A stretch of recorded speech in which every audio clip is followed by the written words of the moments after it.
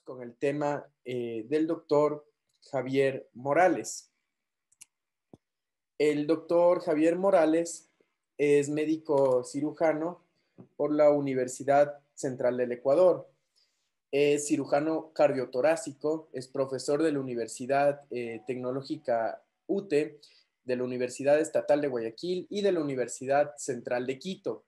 Tiene una formación en cirugía vascular en el Instituto Karolinska, Estocolmo, en Suecia.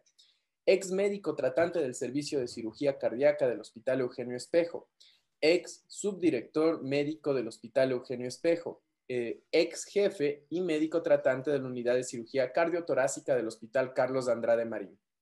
Estimado doctor Javier Morales Herrera, bienvenido. En este momento usted ya veo que está compartiendo la pantalla. Puede activar su micrófono para iniciar con la presentación. Buenas tardes, muchísimas gracias. Para mí es un gusto poder estar aquí en este congreso, muy en especial, luego de muchos años en los cuales yo participé activamente de ANAMER. Fui su presidente aquí en Pichincha, luego estuve como representante a nivel nacional. Y me parece maravilloso que se estén organizando de esta manera.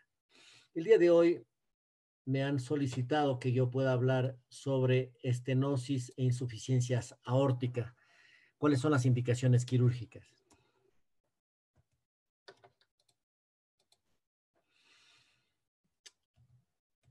Ya, la válvula aórtica, nada más como un recorderis de la parte anatómica, está situada por delante y a la derecha de la válvula mitral y está por detrás de la válvula pulmonar.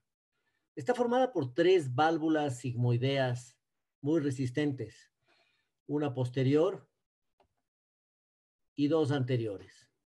De las dos anteriores, por encima nacen las dos arterias coronarias, derecha e izquierda. Esta válvula funciona en base a flujo unidireccional. Es una válvula check. 100% funciona en base a la hidráulica. 100%. Cuando la columna de sangre quiere retornar, como ustedes conocen anatómicamente en la universidad, vieron que cada una de las valvas tiene la forma de un nido y se despliegan, se cierra la válvula el momento en que quiere regresarse la columna de sangre. Eso significa una válvula check. En un 95%, un 5% depende de una ligera dilatación del anillo valvular aórtico, pero mayoritariamente su funcionamiento es hidráulico. Es decir, aquí ustedes pueden ver la válvula aórtica.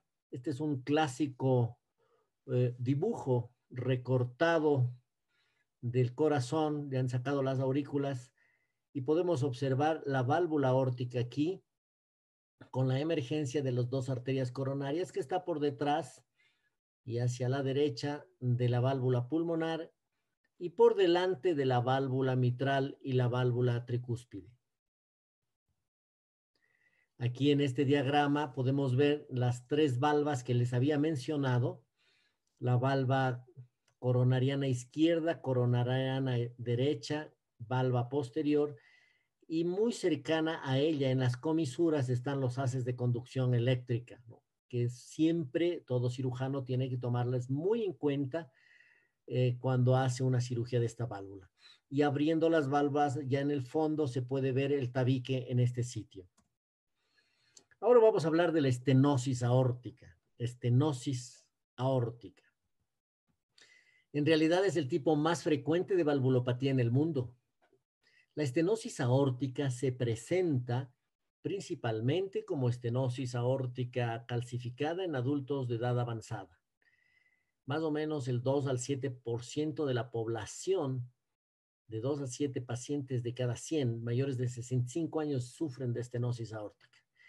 En realidad, en la última década, a nivel mundial y aquí en el Ecuador, ha aumentado de una manera significativa los pacientes con estenosis aórtica. Ha disminuido la reumática, que en realidad la estenosis aórtica de origen reumática pura es casi inexistente, porque primero se daña la mitral, Pero la reumática puede estar acompañada con el daño de la mitral, pero la degenerativa, esto es demasiadamente eh, eh, frecuente. Hoy que hemos vuelto a operar después de esta terrible pandemia en el Hospital Carlos Andrade Marín, la cantidad de pacientes que han aparecido con estenosis aórtica están a la fila. Yo casi podría decir que de aquí a unos 10 o 20 años esa va a ser la nueva enfermedad en cardiología, porque los adultos, la calidad de vida se ha mejorado y la expectativa de vida ha aumentado de manera importante. Mientras más vieja es la población, claro, más vamos a tener problemas de estenosis aórtica. Casi tener estenosis aórtica va a ser como tener canas o como tener arrugas. En adultos jóvenes predomina la estenosis aórtica bicúspide congénita y la reumática. En adultos mayores la degenerativa. Miren ustedes cómo se concibe la estenosis aórtica. Simple.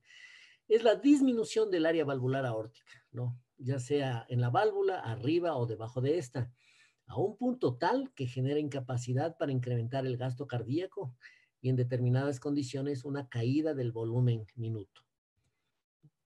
Y esto guarda directa correlación con signos y síntomas característicos. Miren ustedes, allí a su derecha ven una fotografía de una válvula estenótica. Se sacan piedras, realmente se sacan piedras. Esta es una cirugía que la hemos hecho recién, hace unos 15 días en el hospital. Si ustedes pueden ver, no se puede entender por dónde pasaba la sangre. En este caso es una estenosis aórtica de un paciente que tenía unicúspide, ¿no? Unicúspide. Tenía el calcio de tal manera que por este pequeño, no sé si alcanza a ver mi cursor, por este pequeño espacio lograba pasar. El ecocardiografista nos dijo que tenía 0,5 de área valvular. No sabemos cómo vivía el paciente. Está maravillosamente bien en este momento. Y la válvula normalmente es así. Esta es una fotografía sacada de una autopsia. Son nacaradas, las valvas resistentes, nacaradas, y tienen una unión perfecta entre las tres, hacen el signo de la Mercedes-Benz, se cierran en el centro con 3 pupitos y son herméticas completamente. La estenosis aórtica tiene como fisiopatología, primero en algún momento se daña el endotelio valvular, esto produce una inflamación, y luego la fibrosis, que se refiere como un proceso cicatrizal, una cicatriz común y corriente, pero ya como cicatriz ya no funciona adecuadamente la válvula, ¿no? Luego de eso sigue este proceso cicatrizal y viene una fusión comisural y viene la calcificación. Hay algunos estudios interesantes histopatológicos que demuestran una relación bastante directa entre el origen de la estenosis aórtica con la ateroesclerosis, porque el proceso de formación de la destrucción de esta válvula es muy parecido al proceso de formación del ateroma dentro de las arterias coronarias. Es decir, habrá una relación directa entre la estenosis aórtica del geronte del adulto mayor con la alimentación, con la obesidad, con la dislipidemia, con el estrés, con el tabaquismo, con la diabetes, muy probablemente. Y claro, cuando reduce el área valvular se altera completamente la hemodinamia. Ustedes pueden ver allí un ecocardiograma con una válvula aórtica que difícilmente se está abriendo. Y ahora vemos, entonces, obstrucción de la eyección ventricular. Esto provoca una hipertrofia ventricular concéntrica, una normalización transitoria de la poscarga. Durante un tiempo no pasa nada, ¿no? Pero después hay una disminución de la distensibilidad del ventrículo izquierdo, aparece el gradiente transvalvular, ¿no? Y aquí podemos ver el gol estándar que define en qué momento se debe operar o en cómo está marchando la evolución de esta enfermedad, es el ecocardiograma transtorácico, ¿no? Ustedes pueden ver que allí podemos ver, es leve la estenosis aórtica cuando tiene una velocidad del Y de metros sobre segundo menos de 0,3, es moderada cuando es de 3 a 4 y cuando el Y es muy veloz mayor a 0,4. Cuando el gradiente es menor de 25 es leve, de 25 a 40 es moderado y ya es severo, mayor de 40. Y miren ustedes, el área de valvular aórtica, cuando es de 1.5 estamos hablando de leve, moderada de 1 a 1.5 y menos de 1 ya es severa. Como les dije, el paciente tenía entre 0,5 y 0,6. El paciente que habíamos operado hace poco. Vemos unos casos en que en realidad no se puede entender cómo viven esos pacientes. Tienen unos milímetros, no pasa ni la pinza por allí. Sin embargo, el corazón, las capacidades de sobrellevar, de compensación, logran darle vida hasta el último a este paciente, ¿no? Abajo tenemos el área valvular aórtica, que tiene que ser siempre indexada a la superficie corporal. Entonces, la estenosis aórtica al inicio, ¿no? La presión en la aurícula izquierda no aumenta porque la válvula mitral es completamente competente, la circulación pulmonar queda protegida. Cuando hay edema pulmonar, ya es una estenosis aórtica bien tardía. El gasto cardíaco normal por la hipertrofia y el alargamiento de los tiempos de eyección, no hay síntomas de insuficiencia cardíaca. Luego viene una mala tolerancia para el esfuerzo físico por la imposibilidad de incrementar durante el ejercicio el volumen minuto. Ojo con esos pacientes. Me he encontrado con algunos pacientes que dicen, ¿será que ya me estoy volviendo viejo? Normalmente mi casa, mi departamento queda en el segundo piso y yo subía tranquilamente, subía los 2 pisos. Y estos últimos 6 meses es un cansancio impresionante. Y no es la vejez. Ojo. Más tardíamente, este paciente ya presenta dilatación y claudicación del ventrículo izquierdo. Hay ya graves problemas cuando la válvula mitral pierde su competencia, ¿no? Ya regurgita, el anillo se amplía y esto produce insuficiencia cardíaca con un fallo anterógrado, disminuye el volumen minuto y hay un fallo retrógrado también, baja la fracción de eyección, hay un gradiente transvalvular por una incapacidad del ventrículo izquierdo para poder generar la presión. Entonces, aquí, ¿qué es lo que sucede? Cuando no puede pasar la sangre, por culpa de esta estenosis aórtica, no puede pasar la sangre hacia la aorta, se produce fundamentalmente una hipertrofia del ventrículo izquierdo que al inicio es compensadora, que al inicio maneja como compensa todo el problema que puede venir.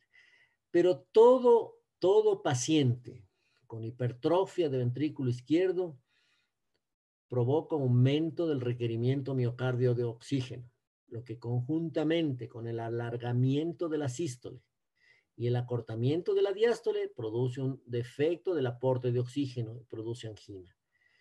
Nunca hay que olvidarse, las únicas arterias del organismo que se llenan en diástole son las coronarias. Son las coronarias. Mientras más larga sea la diástole, mejor llenado de sangre de las coronarias y mayor perfusión de oxígeno del miocardio. Pero si ustedes le acortan el tiempo de diástole en un paciente adulto mayor como estos, vamos a tener problemas de llenado coronario y ahí hay una alteración de la oferta y la demanda. A esta isquemia añadida y condicionada por la hipertrofia, favorece la aparición de arritmias ventriculares. Esto es lo que finalmente provoca la muerte súbita, ¿no? Las arritmias siempre pueden ser provocadas por un músculo, un miocardio hipertrófico. Miren cuál es la historia natural. Estenosis aórtica, para los que hemos sido profesores de cardiología y para los alumnos, cuando uno trata de hacer mnemotecnia al estudiar la estenosis aórtica es maravilloso, porque hay inclusive pacientes que salen del libro. El primer síntoma, angina, ¿sí? Cuando aparece la angina, 4 a 5 años de sobrevida. Cuando aparece el síncope, 3 años de sobrevida. Cuando tenemos disnea de esfuerzo, 2 años de sobrevida y finalmente tenemos la muerte súbita. Quiero regresar con esto a decirles que el momento en que aparecen los síntomas, un temporizador arranca. Cuando un paciente tiene estenosis aórtica y empezó y debutó con los síntomas, ya tiene solo 4 o 5 años de sobrevida. Y ahí hay que operar. Cuando el paciente tiene ya disnea de esfuerzo, realmente tiene altas posibilidades de morir y ya es muy poco probable que la cirugía sea viable. Es muy poco probable. Por eso lo importante es que estos pacientes no pueden estar dando vueltas y no tienen que ir directamente a la cirugía. En la historia natural es así, miren ustedes. Estenosis aórtica cuando ya está severa, por lo que les indiqué del ecocardiograma, eso significa menor a 1 centímetro cuadrado o el área aórtica ponderada a la superficie corporal de 0,6 centímetros cuadrados por metro cuadrado. Entonces viene la pregunta, ¿hay síntomas? Si no hay síntomas, preguntemos, ¿tiene la fracción de eyección menor al 50%? Si es que la respuesta es sí, a cirugía. Si la respuesta es no, tiene calcificación considerable de la válvula y aumento del pico de velocidad del flujo en un año mayor a 0,3 por metro por segundo. Si es que la respuesta es sí, a cirugía. Miren, todo va a cirugía. Si la respuesta es no, la pregunta, ¿paciente está físicamente activo? Si la pregunta es sí, hay que hacer una prueba de esfuerzo. Si una prueba de esfuerzo es anómala, a cirugía. Si es que es normal, el único caso en donde no va a cirugía finalmente, hay que reevaluar a ese paciente cada 6 meses cuando aparezcan los síntomas. Así es la directriz de tratamiento de la Sociedad Europea de Cardiología. Y estas son las indicaciones quirúrgicas para operar un paciente con estenosis aórtica. Estenosis aórtica y cualquier síntoma. No sé si me entienden. Paciente diagnosticado de estenosis aórtica y ya tiene un síntoma, a operarse.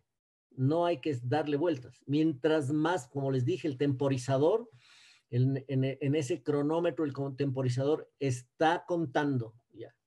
La mortalidad de la estenosis aórtica, a partir de que empiezan los síntomas, es comparable con algunos cánceres. Y hay más mortalidad por estenosis aórtica en estos casos, cuando ya empiezan los síntomas, más mortalidad que inclusive ciertos tipos de cáncer abdominal. Lo segundo, estenosis aórtica más cirugía de revascularización miocárdica más cirugía de aorta ascendente u otra válvula. Asintomáticos con estenosis aórtica severa más disfunción sistólica de ventrículo izquierdo, menor al 50%. Asintomáticos con estenosis aórtica severa y ergometría anormal. Estenosis aórtica moderada más cirugía de aorta ascendente. Asintomáticos con estenosis aórtica severa más calcificación de la válvula y progresión de la velocidad pico, como lo había indicado. Y finalmente, un paciente diagnosticado de estenosis aórtica más gradiente bajo más disfunción de ventrículo izquierdo con reserva contráctil. Este paciente último que ustedes acaban de ver, este de aquí, es un paciente ya con alto riesgo de mortalidad quirúrgica. Alto riesgo de mortalidad quirúrgica. Quiero comentarles de un paciente que acabo de operar hace 3 semanas, que tenía 35% de STS de riesgo de mortalidad quirúrgica. Ya tenía alteración de la reserva contráctil, perdón, y nos arriesgamos a operarlo. Yo salí a avisarle a la esposa, dolorosamente, como siempre se hace, que el paciente no salía de bomba. Hicimos el cambio de válvula y no salía de bomba, no salía de bomba. Le dije que muy probablemente el paciente iba a fallecer. Regresé, esperamos 2 horas y empezó a salir de bomba con una presión arterial media de 48 o 50 milímetros de mercurio, que es lo mínimo, es increíble, pero fue con las justas. El paciente probablemente unos 2 o 3 meses más y ya era inoperable. Para suerte de todos nosotros y bendiciones, el paciente está muy bien ahora.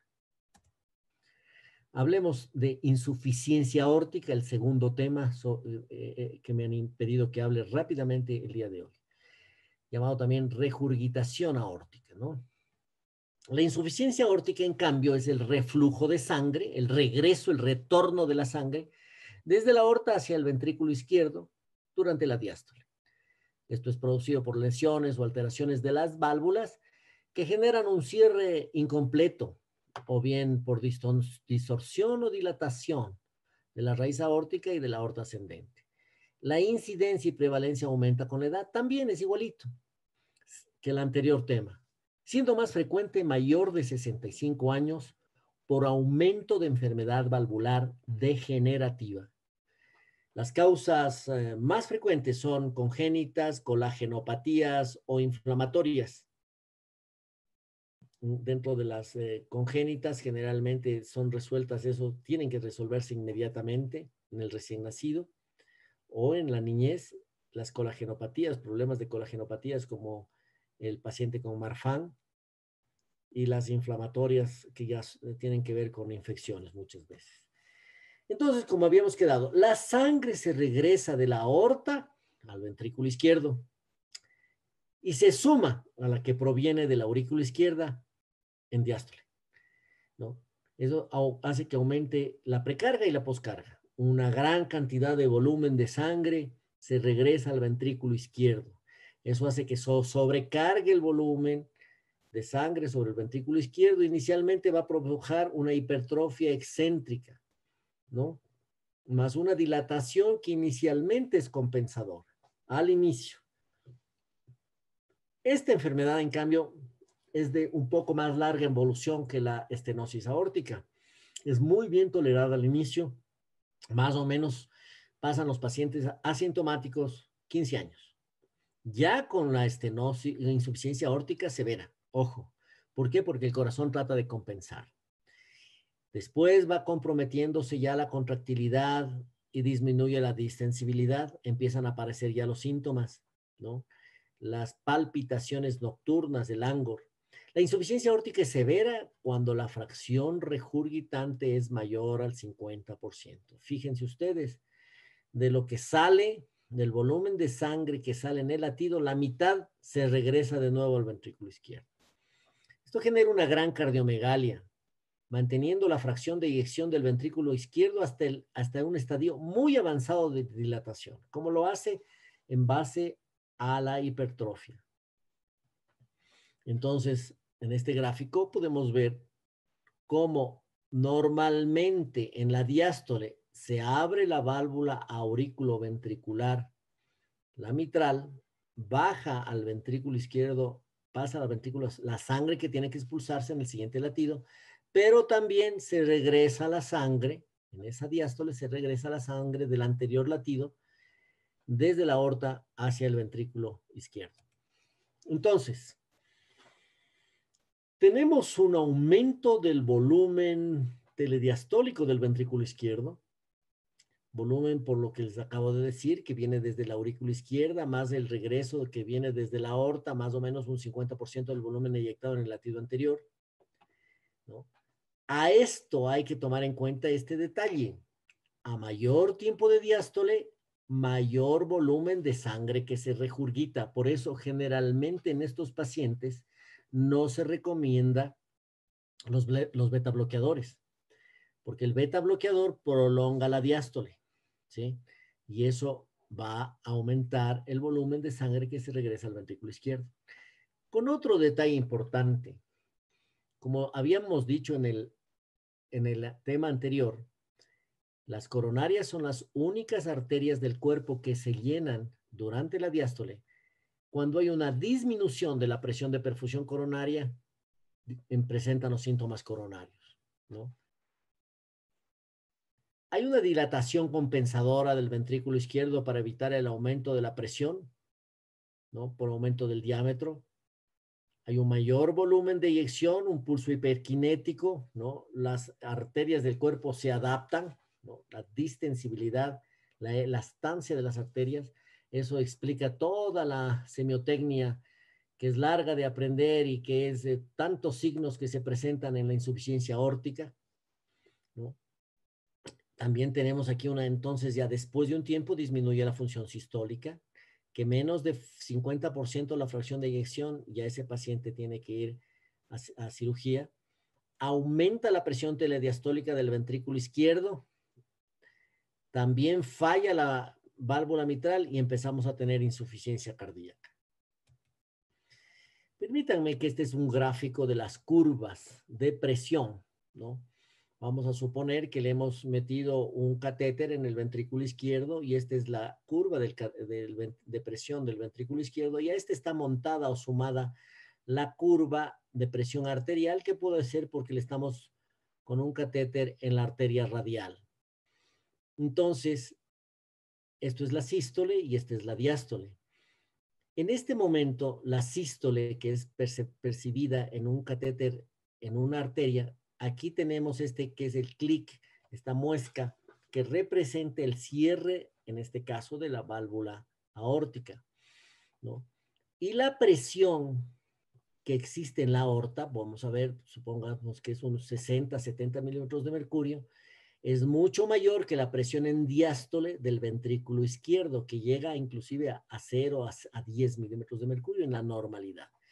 En la insuficiencia aórtica, como no hay un cierre adecuado de la válvula aórtica y se regresa y retorna la sangre, la presión arterial dentro de la aorta baja, ¿no? Y al bajar la presión arterial, ¿no? Nosotros tenemos el problema, lo que estábamos indicando en la diapositiva anterior, baja la presión de llenado de las arterias coronarias y ahí se explican los síntomas coronarios. Y al bajar la presión también vamos a tener presiones en este paciente, por ejemplo, voy a inventarme de 140-60, ¿no? 140-60, una presión arterial diferencial bastante elevada y obviamente una presión diastólica final que es elevada, que lo habíamos indicado anteriormente. Entonces, la historia natural.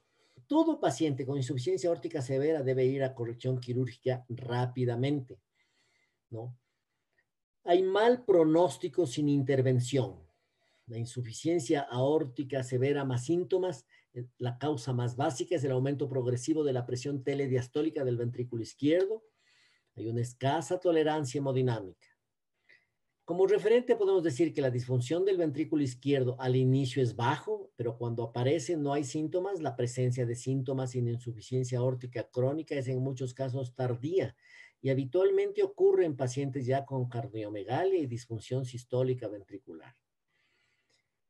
¿Cuáles podemos decir que son unos predictores de una mala evolución clínica? La edad del paciente, el diámetro telesistólico o el volumen mayor a 50 milímetros de mercurio y la fracción de eyección del ventrículo izquierdo menor de 50% en reposo.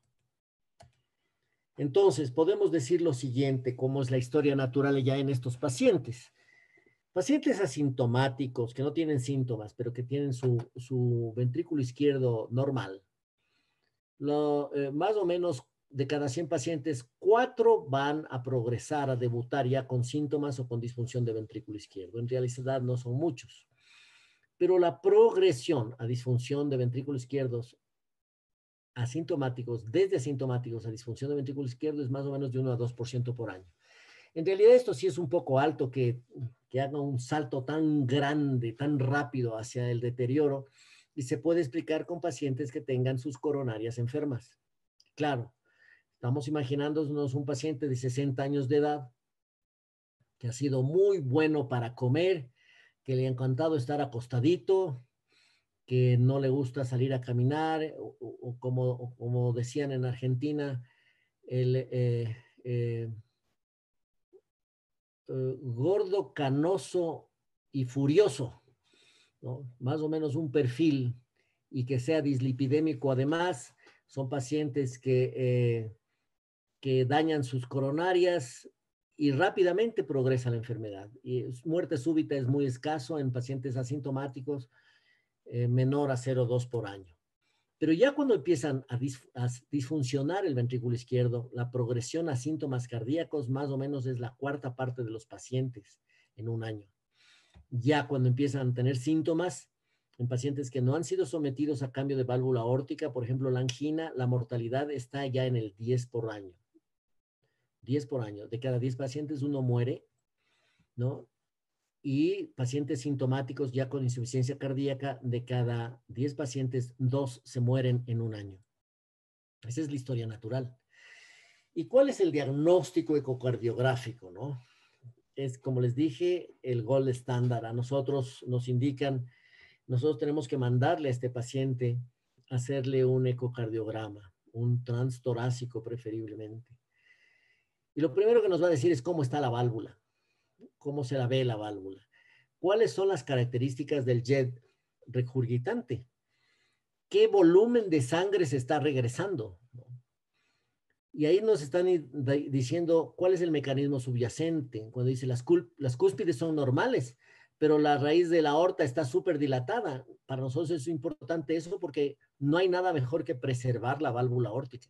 Es decir, podemos ponerle un tubo allí, pero preservando la válvula aórtica. Hay otras que tienen prolapsos de cúspides con chorro excéntrico y hay otras que tienen retracción con una calidad eficiente del tejido valvular y un chorro central o excéntrico grande. También tienen que indicarnos la cuantificación de la insuficiencia aórtica. ¿Qué área tiene el orificio regurgitante? Todo se está regresando, ¿no? ¿Cuál es la función y la dimensión del ventrículo izquierdo? Sí. Me acuerdo que hace algunos años atrás, cuando nosotros nos enseñaban esto, nuestros profesores nos decían, hipertrofia compensadora, pero cuando ya pasa a los estadios finales y si el ventrículo izquierdo está dilatado, y baja la fracción de eyección, ya no hay nada que hacer. El paciente está desahuciado, ¿no? Un poco eso todavía se conserva, pero hay que medir esos parámetros. Se debe medir la raíz aórtica y la aorta ascendente. Más de 4 o 5 centímetros de diámetro, ya no hay que cambiarle solo la válvula aórtica, sino también hay que cambiarle, hay que ponerle una prótesis de aorta. Hay que cambiarle la aorta ascendente. También tiene que decirnos la anatomía de las cúspides aórticas. Y finalmente, no hay nada mejor que durante la cirugía el anestesiólogo nos diga con el ecocardiograma transesofágico que nos esté indicando cómo están y cuál es el chorro y cuál es el área. El ecocardiograma transesofágico ya es mucho más puntual y nos ayuda en la toma de decisiones. Fíjense ustedes, en el lado derecho ven un típico ecocardiograma con un chorro en donde se regresa en la diástole se regresa desde la aorta, acá también igual, a la izquierda hacia arriba, ¿no? Y aquí un esquema que he podido copiarlo en modo GIF, en donde el momento que la aorta tiene que cerrarse, no se cierra. Y esto lo mide el ecocardiograma. En el momento del diástole lo mide para saber cuál es el orificio y en qué cantidad está regresándose la sangre. Estas son las indicaciones para cirugía en insuficiencia aórtica, ¿no? Está indicada para pacientes con insuficiencia aórtica crónica. Siempre los libros marcan la diferencia entre la crónica y la aguda, ¿no? En este caso, la crónica, sintomáticos que tengan disnea o angor, atribuibles a la disfunción valvular, independientemente de la función ventricular.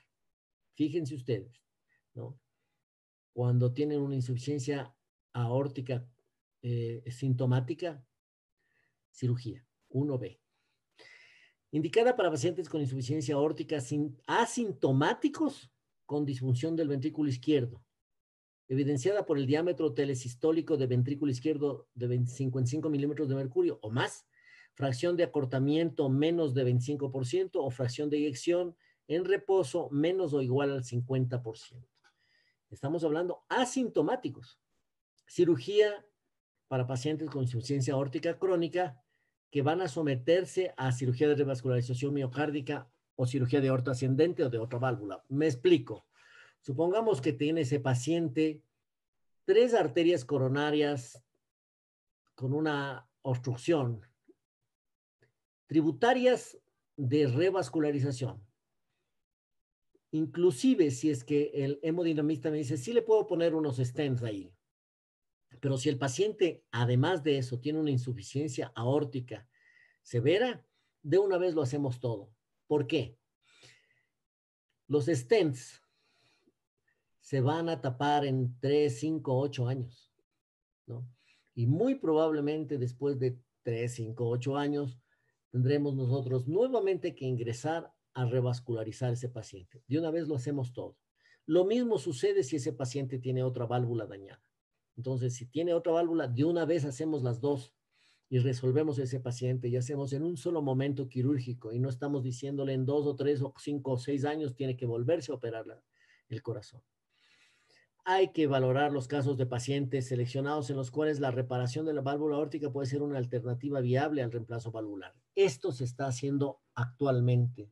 Se coge la válvula, ya se está, si es que lo permite el anillo y si lo permite la válvula, se mide y se hace un cambio solo de la valva. Solo de la valva, se la sutura la valva allí, ¿no? Porque poner una prótesis mecánica le obliga al paciente a tomar warfarina para toda la vida, con la consiguiente morbilidad que ello significa y los riesgos, ¿no?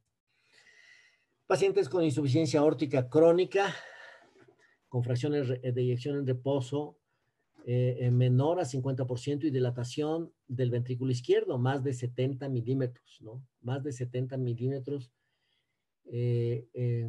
Pacientes de insuficiencia aórtica moderada que van a ser sometidos a cirugía de revascularización miocárdica de la aorta ascendente o de otras válvulas, insuficiencia aórtica crónica grave y fracción de eyección normal en reposo cuando el diámetro telediastólico de ventrículo izquierdo, es decir, qué gran cantidad de sangre está recibiendo ese ventrículo, supera los 7 centímetros, o en la diámetro telesistólico ventrículo izquierdo 55 centímetros.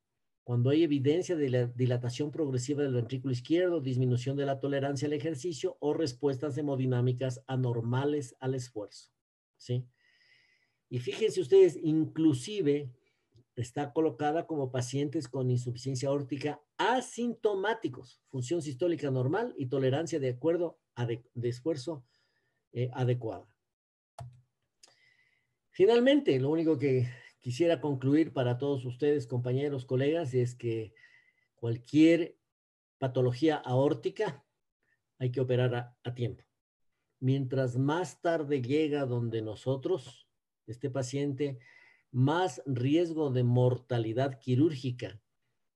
Y si sale de la cirugía, el postoperatorio y el resto de su vida no va a tener condiciones adecuadas, no va a tener una buena calidad de vida. Un paciente, en especial un paciente de estenosis aórtica operado a tiempo, tiene una vida completamente normal, con su válvula, prótesis valvular en el corazón. Completamente normal el resto de su vida. Ya hay un paciente con prótesis valvular aórtica por estenosis aórtica que participó en las últimas Olimpiadas en Rusia. Y es decir, la capacidad es completamente normal. Tengo un paciente del Carchi ciclista que está sin llegar a los deportes extremos, pero la otra vez me llama por teléfono y me dice, doctor, quería agradecerle porque acabo de llegar en primer lugar en una prueba desde el puente del río Chota hasta los altos del Guagua Negro, cerca del Carmelo. Me pareció una locura que haya hecho eso, pero he cambiado la válvula a tiempo sin provocar que el ventrículo se hipertrofie, pueden llegar a tener condiciones tan adecuadas como esa, ¿no? Hay que tomar la decisión rápidamente y hoy no hay vueltas, no hay más vueltas que darle, no hay que estar esperando nada. Las indicaciones están bien claras. Diagnóstico más síntomas a cirugía. Si ustedes se demoran en el diagnóstico, el riesgo de que ese paciente se muera durante la cirugía es crece cada día. Nada más. Muchas gracias.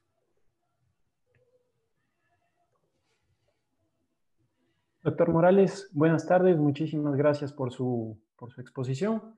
Se le agradece todos los aportes que nos supo dar en estos momentos que tuvo.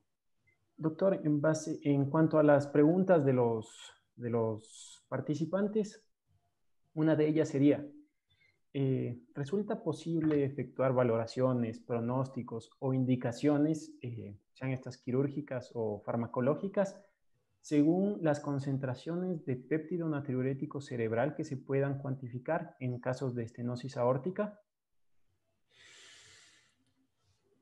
El péptido natriurético es un indicador de insuficiencia cardíaca. y es provocado por la dilatación auricular. Cuando ustedes tienen péptidos natriuréticos elevados, con seguridad estamos ya en fases avanzadas de la enfermedad. En pocas palabras, doctor, yo lo que diría es que lamentablemente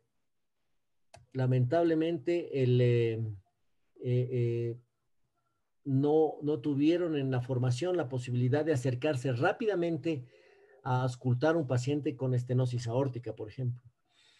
El paciente de estenosis aórtica es el más fácil de diagnosticar con un estetoscopio, el más fácil. Cuando usted tiene un paciente ya con péptido natriurético elevado, ya tenemos fases muy, muy avanzadas de la enfermedad. Yo no podría indicar que con eso ya se puede tomar decisiones quirúrgicas, pero lo primero que haría yo es mandarle a hacer un ecocardiograma. Entonces, y un ecocardiograma donde un ecocardiografista, porque hay algunas especialistas que sin ser ecocardiografistas están haciéndolo, ¿no? Y la idea es tener a alguien que lo haga desde el punto de vista profesional. Ecocardiograma, que a ustedes le indique el estado de la válvula, el estado del ventrículo izquierdo, todos los parámetros que hemos indicado.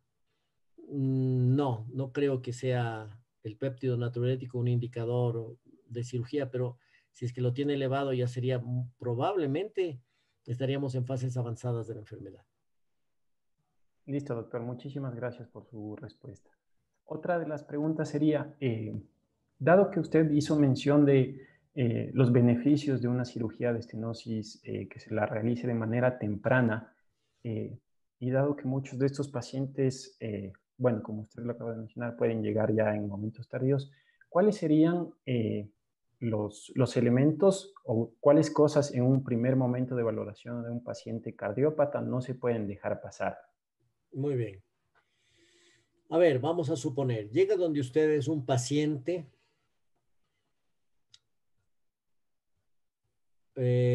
pasados los 60 años de edad, nunca deben dejar de auscultarle el corazón, ¿no? Y auscultar el foco aórtico es extremadamente fácil, ¿no? Si ustedes tienen dudas, se van hacia el cuello y si es que el soplo sigue al cuello, eso es aorta, ¿no? El soplo sistólico es un soplo que retumba, es un soplo que se lo siente con la mano, que hay veces que inclusive parecería que uno lo va a escuchar a 20 centímetros del paciente. Soplo sistólico en foco aórtico es estenosis aórtica. Y solamente con auscultarlo ya pueden ustedes decir, usted con este soplo lo más probable es que llegue a una cirugía.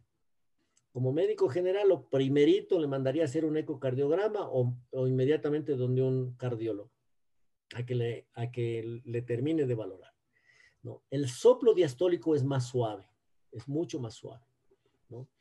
Y, muchas veces se ayuda colocando al paciente sentado, ¿no? Agachado, y le hacen en expiración máxima y que se aguante ahí un ratito expirado. Colocan el estetoscopio en el foco aórtico y se lo puede evidenciar claramente, ¿no? Si estamos hablando de eso. De ahí la clínica. La clínica no me parece difícil, es una clínica sencilla. Y de la estenosis aórtica prácticamente déjenme ponerles la diapositiva. Prácticamente la clínica de la estenosis aórtica es esta, vean ustedes. Angina, dolor anginoso, síncope o mareo, finalmente disnea de esfuerzo. Si ya llega la disnea el paciente con estenosis aórtica, cuidado, ya está en fases muy avanzadas de la enfermedad. De la insuficiencia aórtica, la clínica, las palpitaciones nocturnas, también el angor, pero el angor atípico, no es un angor del coronario que dice subo las gradas y me duele, ¿no? Me duele cuando tengo frío o me duele cuando termino de comer, no. Ese paciente dice dolor del pecho cuando estoy durmiendo, por ejemplo. O siento las palpitaciones cuando estoy así, cuando estoy lo siento al corazón desde que estoy acostado en decúbito, comienzo y eso ya me está fastidiando. Y después de eso viene la disnea, ¿no? Creo que por allí tienen que empezar, o sea, hacer una muy buena anamnesis, el examen físico sobre los soplos. De ahí los signos son un montón de signos, ¿no? En especial de la insuficiencia aórtica. Si ustedes leen la historia de la medicina, hay un caso muy simpático de uno de los presidentes de Estados Unidos, un presidente que se murió en funciones, me parece que estaba en la Segunda Guerra Mundial, que él le diagnostican de insuficiencia cardíaca, pero muchos años después, ya después de su muerte, lo que se dieron cuenta es que se murió por insuficiencia aórtica. ¿Cómo se dieron cuenta? Por la foto. ¿Cómo puede ser la foto? Es impresionante porque lo hacen quedarse quietito y siempre antes en las fotos, hace 50, 60, 70 años les decían, no respire, aguante, sonríe y no respire por 5 segundos.